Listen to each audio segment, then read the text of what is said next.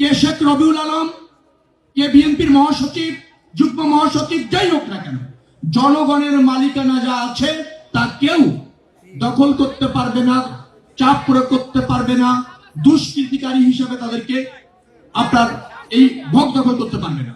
চিন্তিত।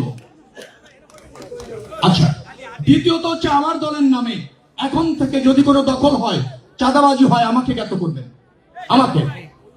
এটা নিউ মার্কেটে হতে দেওয়া হবে না।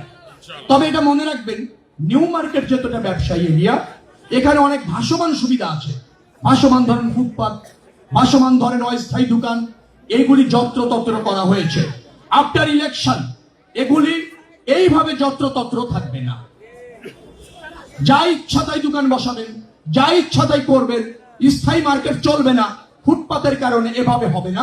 এটা একটা নিয়ন্ত্রণ করা হবে, নিয়ন্ত্রণ করে যেখানে একটা ফুটপাতের দোকান থাকলে কারো অসুবিধা হয় না, সেরকমের চিহ্নিত জায়গায় 2-4টা দোকান হয়তো রাখা যেতে পারে। কিন্তু যেখানে ইচ্ছা দোকান, রাজনীতির মানে চাঁদাবাজি, রাজনীতি মানে দখল, সেটা এই এলাকায় হতে দেওয়া হবে না।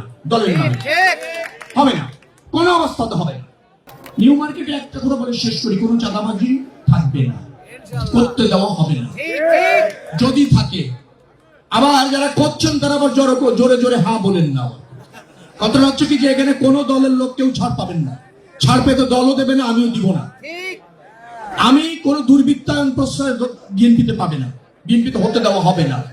আমরা এই নিউ মার্কেট এলাকা পুরো থানাটাতে একটা ন্যায্যতা প্রতিষ্ঠিত করতে চাই, একটা সম্প্রীতি প্রতিষ্ঠিত করতে চাই। চাঁদাবাজি, অনৈতিক উপার্জন, দুর্বৃত্তায়ন, প্রভাব প্রতিপত্তি করে যারা এখানে ধরেন তৈরি করেছে, একটা অভয়ারণ্য তৈরি করেছে, তারা অবসান করে দেবে ইনশাআল্লাহ। ব্যবসায়ীরা একেবারে নির্বাধায় স্বস্তিতে ব্যবসা করবে, কোনো দুর্বৃত্তায়ন প্রশ্রয় দেওয়া হবে না। আমি থাকতে তো হবে না, হওয়ার কোনো সুযোগ নেই। আপনারা আমার উপর আস্থা রাখুন। আপনারা কখনোই নিউ মার্কেটে এসে এভাবে মনে হয় আমাকে দেখেননি। আমি অনেক কিছু জানি, শুনেছি, কিন্তু ওই পরিবেশ ছিল না যে সেটা নিয়ন্ত্রণ করব, অথবা ধরেন আপনাদের পাশে দাঁড়িয়ে ন্যায্যতা প্রতিষ্ঠিত করব।